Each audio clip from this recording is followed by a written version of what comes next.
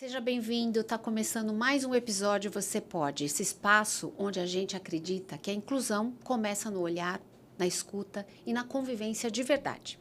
Se você está aqui pela primeira vez, meu nome é Cassandra, sou mãe da Malu, uma pré-adolescente linda de 11 anos, nasceu com artrogripose, uma condição rara e que afeta as articulações e os movimentos.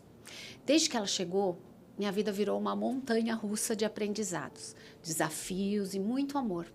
Foi por causa dela que eu criei esse espaço, para que outras famílias que vivem jornadas parecidas não se sintam sozinhas. Aqui a gente fala da maternidade atípica, inclusão, pertencimento e principalmente da força que existe em cada história.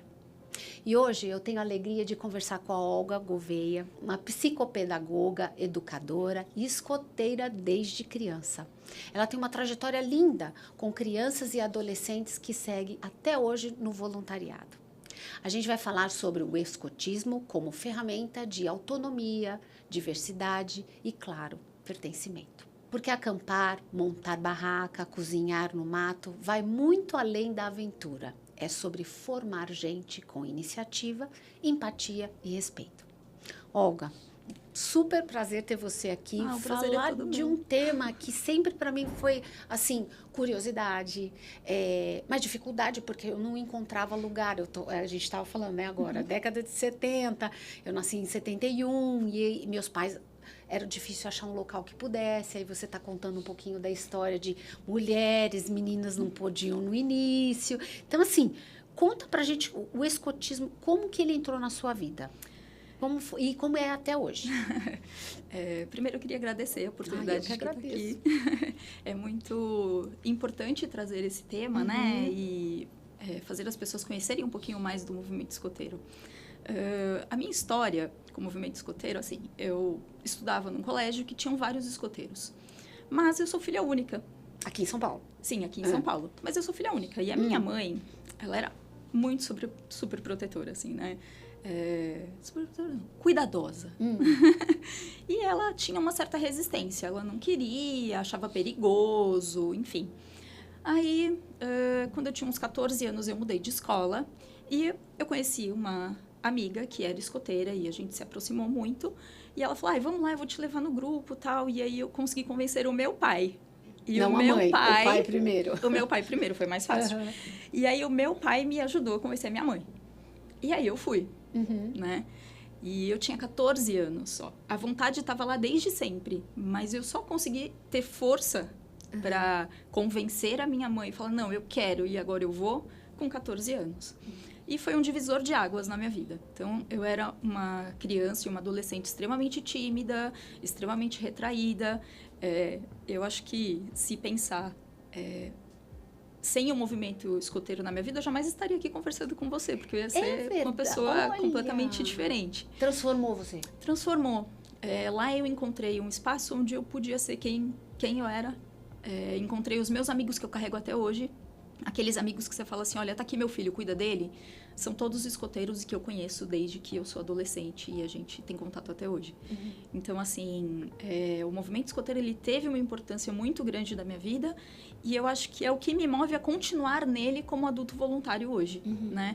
Proporcionar e favorecer, né, a oportunidade para outras crianças e outros jovens terem essa experiência de pertencimento, de chegar num lugar e falar, puxa, aqui é a minha tribo, aqui é o meu lugar, né? Aqui e seguir, né? E seguir isso.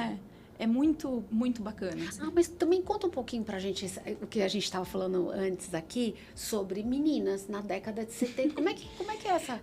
O movimento escoteiro, ele nasceu para meninos, né? Em 1907, na Inglaterra, Baden-Powell, que é o fundador do movimento escoteiro, ele fez um movimento para meninos, né? Ele percebia que ali a Inglaterra precisava de um movimento que conectasse os jovens, que fizesse sentido para eles.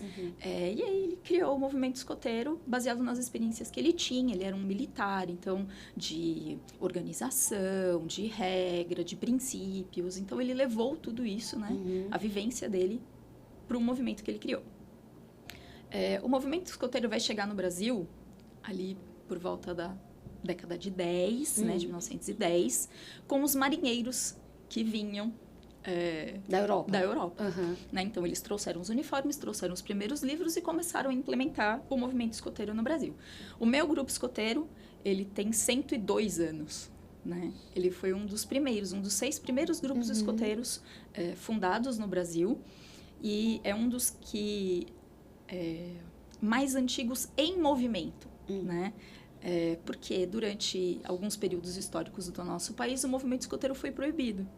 E a gente continuou funcionando ali na clandestinidade, acampando escondido. E isso tudo tem registros históricos, textos, relatos, fotos, né? Que comprovam essa vivência, esse período. As meninas, elas tinham um movimento diferente, né? Elas queriam participar do movimento escoteiro, e aí o BP, como a gente chama, o Baden-Powell, ele trouxe a irmã e a esposa para ajudá-lo a fazer o movimento para as meninas, que se chama aqui no Brasil, o movimento bandeirante. Durante muito tempo, eles conviveram em paralelo, né? O movimento escoteiro só para meninos, o movimento bandeirante só para as meninas, e ali no final da década de 70, início da década de 80, começou um movimento de coeducação, que se chamava, né?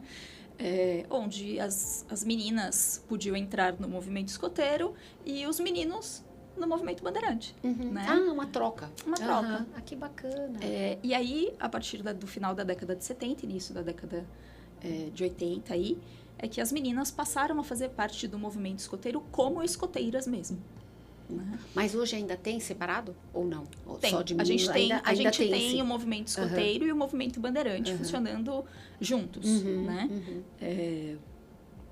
E hoje a gente tem, antes quando começou, eram tropas separadas, né? A tropa, a gente tem o grupo escoteiro, pensando num grupo grande, e esse grupo ele é dividido. Então, as crianças de 7 a 11 anos, elas ficam num ramo chamado lobinho, e os lobinhos são divididos em grupos menores, chamados matilha. Aí a gente tem os jovens de 11 a 15 anos, que é a tropa escoteira, e essa tropa ela é dividida em grupos menores, chamados patrulhas. Aí a gente tem os jovens de 15 a 18 anos, que são os sêniores e guias, divididos em patrulhas também. E a gente tem o clã pioneiro, que é de 18 hoje até 22 anos. E aí, neste ramo, eles não têm patrulhas mais, porque eles são indivíduos únicos. E aí, eles trabalham nesse ramo mais com projeto de vida, então eles são olhados como uma unicidade, né? Tá. E over 30? Over 30 é super bem-vindo. A gente brinca que o BP, o Baden-Powell, ele não foi escoteiro, né? Ele não teve a vivência de jovem escoteiro, né? Então, não tem idade para entrar. Você pode entrar com qualquer idade. Eu tenho um exemplo na minha família. Eu fui escoteira quando jovem, né? Como adolescente. O meu filho, quando completou a idade, ele estava na pandemia. Então, todos os grupos fechados, e ele virou para mim e falou assim, olha, eu completei 7 anos, agora eu quero ser escoteiro. Eu falei, mas a gente tá com tudo fechado, tá na pandemia, não tem como. Ele falou assim, se tem escola online, deve ter escoteiro online. E tinha? Lógico. Aí lá fui eu, mandei mensagem, me conectei com o pessoal do grupo de novo, falei, deu a idade, e aí, estão fazendo reunião online? Sim, mandaram o link e ele entrou na pandemia. A vontade dele de ser escoteiro era tão grande que... Mesmo online, ele já era... Ele falou, não tem escola online? Então tem escoteiro online também. Então, e óbvio, depois da pandemia, agora ele tá e depois, vai, segue. E aí, quando a gente voltou da pandemia, aí voltou pro grupo mesmo, no espaço físico, aí o meu marido começou como pai de apoio, aí vai cozinhar pros lobinhos, aí vai acompanhar numa excursão, e agora é escoteiro, uniforme. Ajuda todo sábado na Alcateia.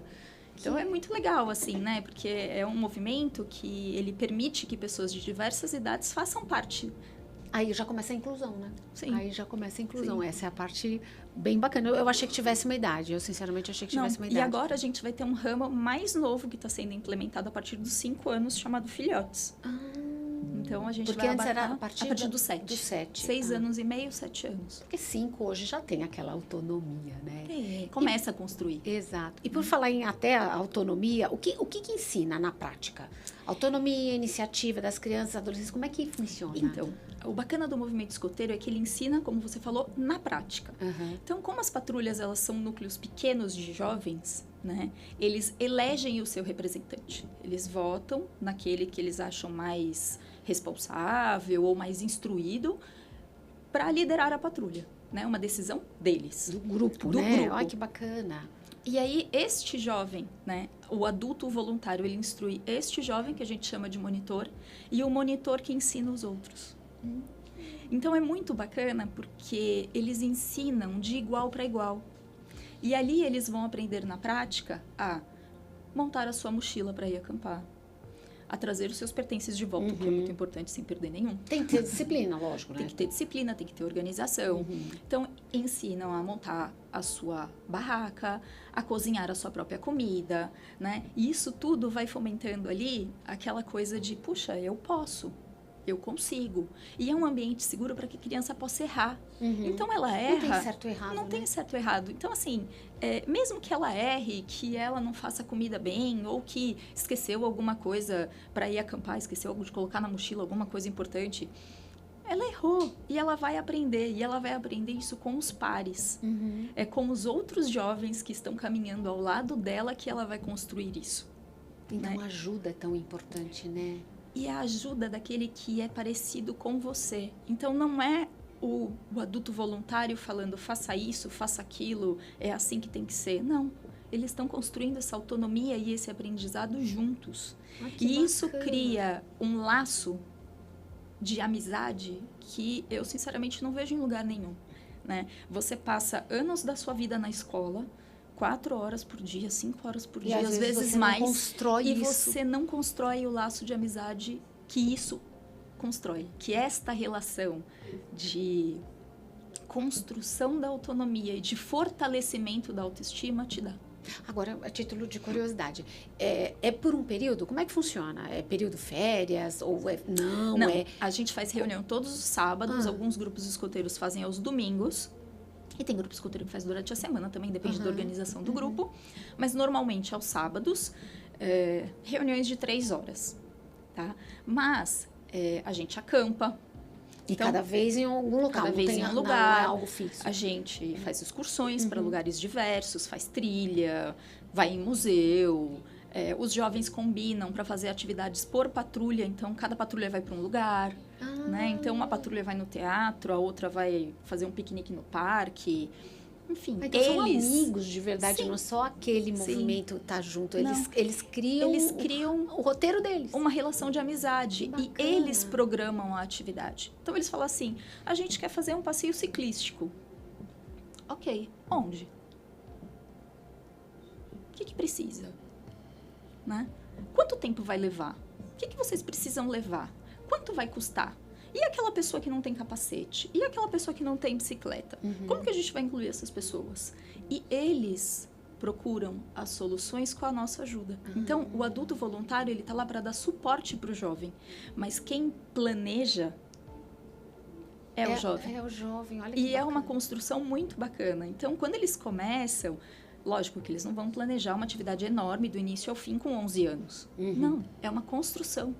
Mas sai criatividade dali, né? Você deve ver. Exato, e é uma construção. Então, o de 11 dá ideia, o de 14 vai ajudar a tornar possível aquela ideia. Executar. Então, beleza, a gente quer fazer um passeio ciclístico? Então, vamos pesquisar.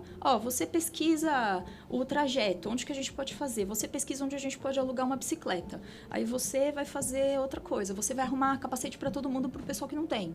E assim, eles vão se articulando e a gente vai só fomentando. Tá, ok. E aí? Vocês e quanto fazem vai a provocação. Isso. A gente faz a provocação e ajuda a organizar. Bacana. Né? E isso é muito bacana. Porque é para cada conquista que eles fazem. Então, quando eles falam assim, a gente quer fazer um passeio ciclístico e aquilo sai do papel para uma experiência real, né?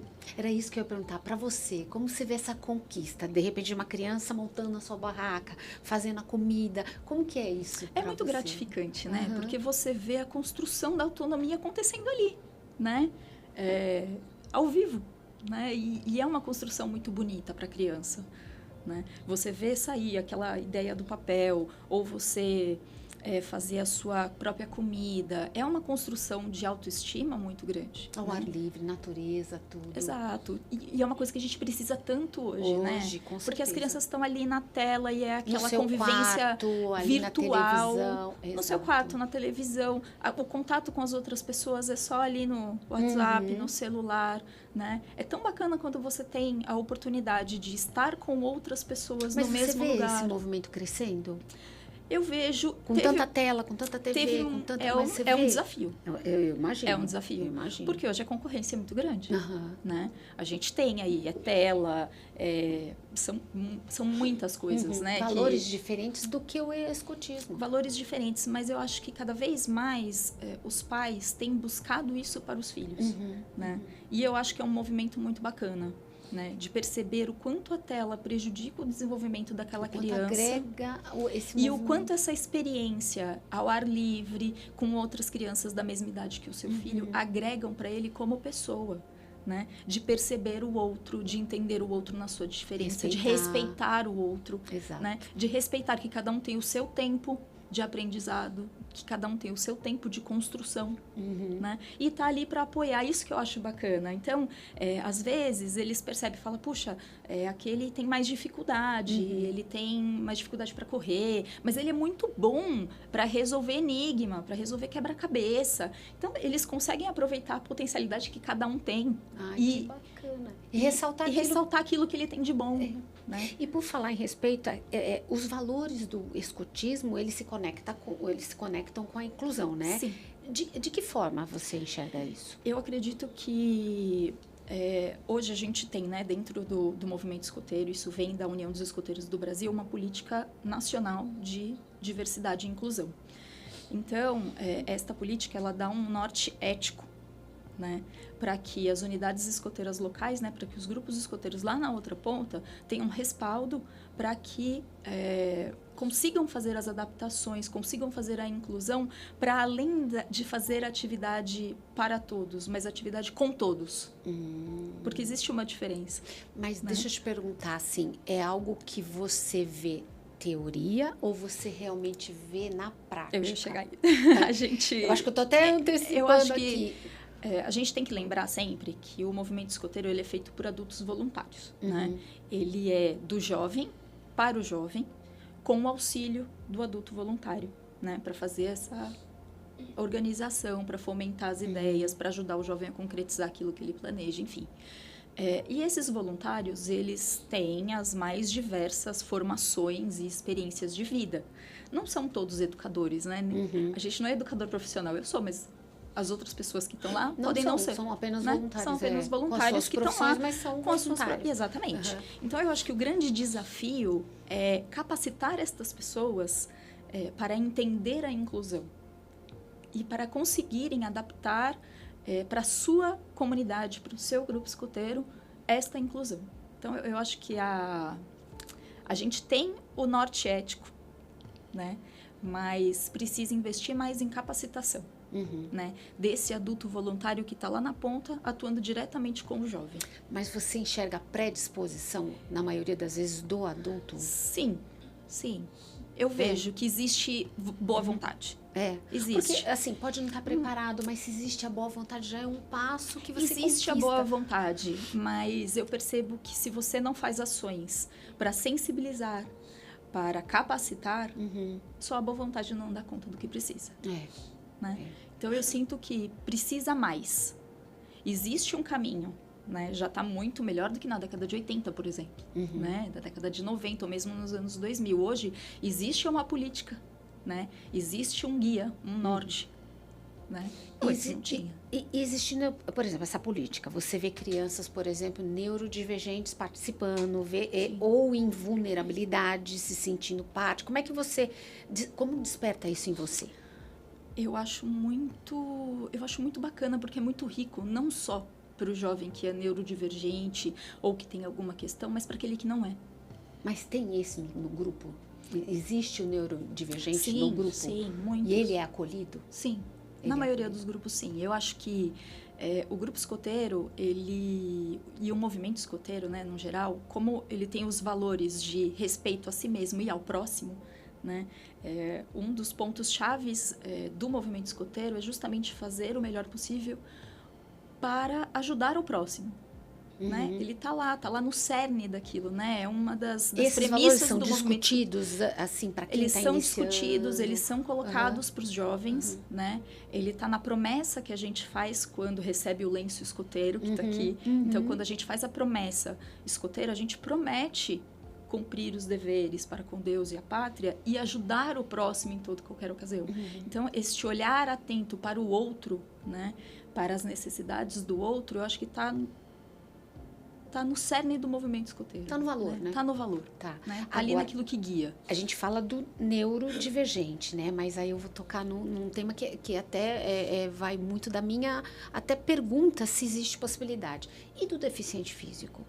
Por que eu estou te falando isso? Eu vejo até em escolas, em muitas instituições, passeios, viagens que a gente faz, que o neurodivergente, ele é melhor aceito, vamos dizer assim, do que o deficiente físico. Eu acabei de voltar de férias e nós fomos mostrar neve para minha filha e tal. E nós já sabíamos, mas a acessibilidade, ela é zero. Aí, muitas pessoas podem me perguntar, mas quem é um escoteiro, quem vai esquiar, vai para um lugar desse sabendo que um deficiente físico, ele não vai acompanhar. Então, não cobre uma questão de acessibilidade para um local que você sabe que você precisa de ter habilidade física. Mas eu pergunto, e para aquele que quer contemplar um lugar, como uma neve, uma montanha, para quem quer contemplar uma natureza? O deficiente físico, ele pode ser incluído nesse movimento? Eu acho que ele pode ser incluído e ele deve, né? Mas o movimento escoteiro, ele é um reflexo da sociedade também. A gente está ali para contribuir, para melhorar, para tornar melhor, mas ele é um reflexo. Então, muitos espaços não são adequados. Por né? isso que eu falo, né? Não deve nem estar lá. E eu acho que isto é importante para fazer os jovens pensarem sobre isso. Porque muitas vezes aquele que não tem questão alguma nunca vai pensar nisso. Mas se ele tiver um jovem na patrulha dele que tem qualquer limitação física, ele vai falar, poxa, mas o Joãozinho não vai poder ir nesse passeio. A gente vai fazer esse passeio sem o Joãozinho? Muito provavelmente eles vão decidir fazer outra coisa. Ou vão batalhar para que o Joãozinho também participe da melhor forma possível daquela atividade. Né? Então, é por isso que eu estava falando, é importante não só para aquele que é neurodivergente ou que tem alguma limitação física, mas para aquele que não tem. Eu falo que eu costumo dizer, em vários temas que nós trouxemos aqui, inclusive escolar, a convivência com quem tem alguma deficiência, seja neurológica ou física, ela é tão importante quanto. Sim. Porque você aprende a respeitar, você tem empatia, você desenvolve habilidades emocionais, sim, que você não tinha. Te torna um ser humano melhor. Melhor. Então, eu acho que para esses movimentos precisa falar, como você falou, precisa preparar o adulto mais sobre isso. Sim. Eu sei que para ir para um local desse, você tem que ter essa habilidade física. E eu acho importante a participação das famílias. Porque é importante entender que todo mundo que está lá no movimento escoteiro, principalmente os adultos, eles são voluntários e não têm essa formação. E ninguém não conhece melhor, né, a sua filha ou o seu filho ou aquela criança do que a família. Né? E se a família está junto, a gente consegue fazer coisas, né? A gente consegue pensar em soluções. Pronto, já vou me candidatar, eu e o meu marido. Serão super bem-vindos. Com a Malu, pra gente trabalhar nisso. Eu acho interessantíssimo. Você falando assim, até me arrepia, porque você... eu já estou olhando, né, a Malu falar, se sentindo incluída nesse movimento, né? E não tem. Hoje eu não acho tem. Que tem muito para melhorar. Né? Tem muito para melhorar. Ainda dá para ser muito melhor. Mas é possível. Isso é o principal. É possível. Ter predisposição e ser possível ter boa vontade das pessoas que convivem ao redor, né? Quais foram os maiores desafios para adaptar atividades e garantir que todo mundo participe de verdade? Eu acho que o maior desafio está justamente em entender essa diferença de atividade para todos e atividade com todos, porque tem uma diferença. Né? Então, a partir do momento que você quer fazer atividade com todos, você vai começar a pensar nas questões de todo mundo, de acessibilidade, de convivência, no espaço seguro para aquela criança. Então, o espaço seguro não é só uma questão física, né? Ela também é uma questão emocional e social. Então, eu acho que o maior desafio está justamente naquilo que a gente falou, né? De sensibilizar as pessoas e trazer formação para quem está lá na ponta, aplicando a atividade diretamente com aquela criança. Eu acho que o desafio maior está aí. O maior é esse. Né? Então, assim, tenha boa vontade. Não, eu digo, eu costumo dizer, fazer, se tem né? boa vontade, depois é o aprendizado. Você Sim. capacitar, você discutir, falar mais sobre, adaptar, mas se existe a boa vontade, meio caminho já está andando, né? Com certeza. Você já teve alguma história marcante de transformação que você viu acontecer ali, né? E a causa dessa vivência? Conta pra gente aqui. Eu acho que aquele jovem que chega com uma autoestima super fragilizada, porque sofre bullying na escola, porque não tem amigos, porque é diferente, né? E quando ele chega no movimento escoteiro e ele é incluído, e ele é visto como ele é e aceito como ele é muito bacana, né? Ver essa autoestima ser fortalecida, né? Transformada. Né? Quando você tem uma criança que é extremamente dependente, que não consegue se virar sozinha, e aí ele consegue montar a própria barraca, aquilo é uma conquista para ele. E aí ele fala assim, poxa, eu posso. E vai... Você fomenta isso, né? Você fomenta. A construção da autonomia te dá isso, né? Mostra para aquela criança, mesmo para que tenha algum tipo de limitação, que ela pode. E que não tem problema errar. Que ali é um espaço seguro e que todo mundo está ali para construir junto, né? A gente costuma falar que o movimento escoteiro é um ambiente controlado, né? Então, tem coisas que a gente olha assim, que eles fazem e fala, isso acho que não vai dar muito certo. Mas eles insistem. Aí a gente avalia. Fala assim, bom, vai causar algum risco? Tem risco. Alguém pode se machucar com isso? Alguém pode se ferir? Alguém pode sair mal dessa experiência? Não. Então, ok. Mas quando vocês calculam, vocês permitem... A gente permite se não gera nenhum tipo de risco, né? E aí eles, depois, quando vão fazer a avaliação da atividade, falam, é verdade, olha, não deu muito certo, não foi legal isso, não foi legal aquilo. Mas eles surpreendem, não surpreendem? Surpreendem Você muito. já deve ter sido muito surpreendida, né? Surpreendem muito. É impressionante, assim, o quanto esta conquista da autonomia ela favorece o desenvolvimento de uma criança mais empática, de uma criança mais potente, né? É muito bonito ver florescer empoderamento, esse empoderamento, exatamente, né? É olhar e falar assim, ok, eu tenho esse desafio, mas eu posso, porque eu tenho o apoio. Vida, né, Olga? Eu posso porque eu tenho o apoio dos meus amigos. A minha patrulha está aqui para me apoiar. Né? Não é um adulto que vai me apoiar. São os meus pares, são as crianças que são iguais a mim, ou que são diferentes de mim, mas e por isso mesmo elas vão me apoiar e vão me ajudar a fazer melhor. E okay. Agora, olha como isso carrega pra vida. Olha o que transformou você. Você contou no início aqui pra gente. Agora, como isso pode levar a criança, o que ela vive agora, pra vida. Pra vida toda. É pra vida inteira. E te ensina valores. Né? Então, eu acho que a profissão que eu escolhi também é reflexo disso, né? Também é reflexo dessa experiência que eu tive. Então, na minha patrulha, a gente tinha uma menina que tinha muita dificuldade de aprendizagem. Ela provavelmente era disléxica. E a família não apostava, né? Não vai dar certo. Não vai dar certo. E, enfim, e assim, dentro da patrulha, ela encontrou um lugar onde ela falou assim, não, eu acho que eu consigo. E a patrulha ajudou e ela foi, ela prestou vestibular e ela passou. E hoje ela é professora, enfim. Aí você trouxe um exemplo maravilhoso. Então, é muito importante, né, esse apoio que ela não teve em casa, mas teve lá. Que bacana essa história, né? E o quanto também os que conviveram com ela também aprenderam com isso. Também aprenderam. Né? Eu aprendi. Tá vendo? Essa história linda que você traz pra gente. E, assim, falando sobre espaço seguro, né? Fala um pouco da cultura disso, dentro do escotismo, espaço seguro. O que a gente pode aprender com tudo isso daí? Os espaços seguros é uma política relativamente recente da União dos Escoteiros do Brasil, que ela coloca que em todas as atividades escoteiras, né, seja de pequeno porte ou de grande porte, porque a gente faz atividades com 6.000 escoteiros, 1.200 escoteiros, enfim, uma quantidade grande. Nossa, muito grande.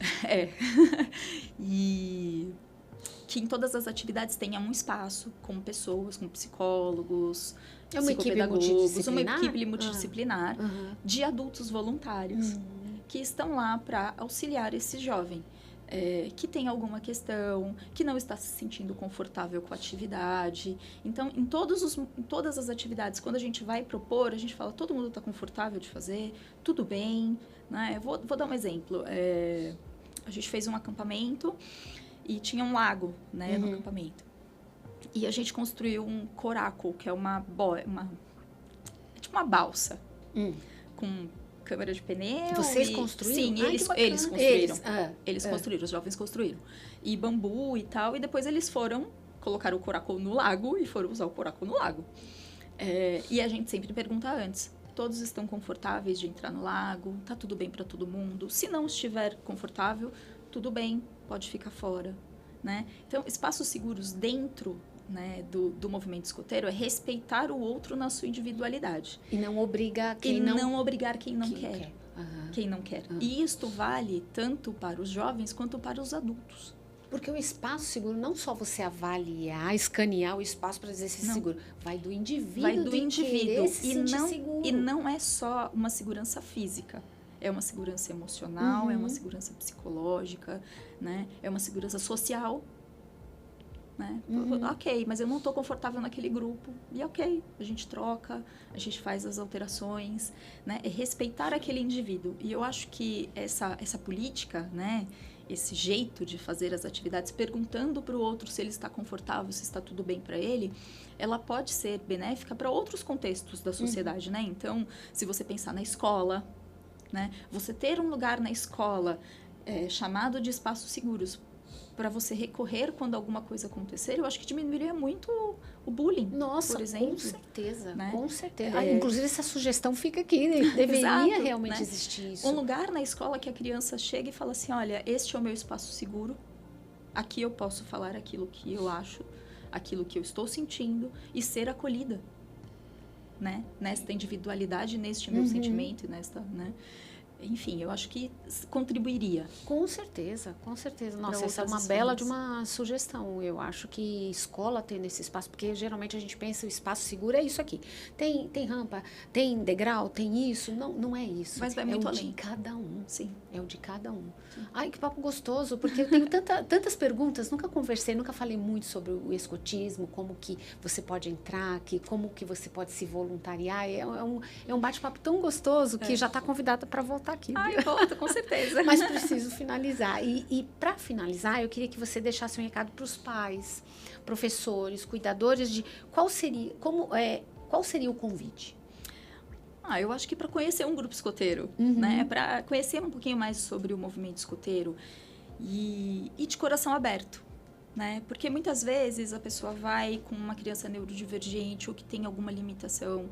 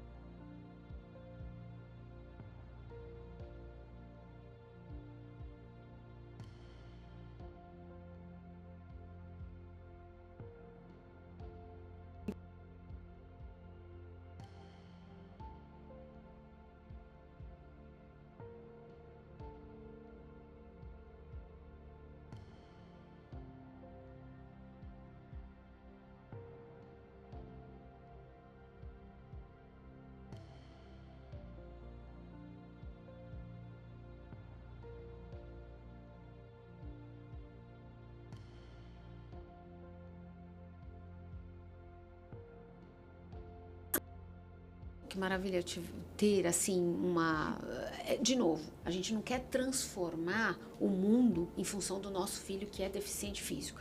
Mas se tiver um pequeno olhar, falar assim, olha, existe possibilidade da gente trabalhar com isso. Levar a Malu, ela tem uma limitação forte, né? Mas assim, você não vai fazer isso, mas dá para fazer isso. Porque para quem tem limitação física, criar essa autonomia, essa independência, deve ser muito não difícil. tem preço, gente. Não E tem deve preço. ser muito difícil, né? Não, quando eu vejo a Malu conseguindo fazer algo que eu própria não achava que ela fosse conseguir, e ela também, mas ela consegue, você não sabe, vira uma festa dentro de casa. Vira uma coisa assim, o que para você, a gente já falou muito isso, que para você levantar um copo é comum, escrever, pra gente não é. É uma conquista muito grande. Então, se tivesse tem que ser celebrada, né? Muito. E tem que ser muito celebrada. Você tem como deixar um contato pra gente? Como é que funciona? Eu acho que o contato mais fácil seria pelo site da União dos Escoteiros do Brasil, no nosso caso da região de São Paulo. Então, é www.escoteirossp.org.br. E lá você consegue encontrar os grupos escoteiros por região. Então, Excelente. você consegue acessar um grupo escoteiro perto da sua casa. Perfeito. Ai, muito obrigada. Esse tema muito gostoso e a gente vai voltar a falar sobre isso. Com certeza, eu que agradeço a oportunidade. Olga, obrigada por dividir com a gente a potência do escotismo como ferramenta de desenvolvimento, inclusão e afeto. Dá para ver no seu olhar o quanto isso é vivido com verdade e entrega. E se esse episódio te inspirou, curte e compartilha com alguém que também acredita no poder de formar gente com valores e propósito. E segue o Pertencimento Você Pode para acompanhar as próximas conversas. Até a próxima semana e obrigada.